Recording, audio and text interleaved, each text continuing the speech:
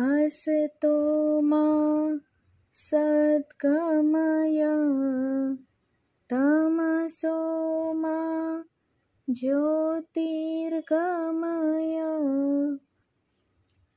मृत्योर्मामृतं गमय। ओम शांतिः शांतिः शांतिः। मला असत्यापासून सत्याकडे ने, अंधकारातून प्रकाशाकडे ने, मृत्यूपासून अमरत्वाकडे ने, त्रिविध तापांची शांती होवो।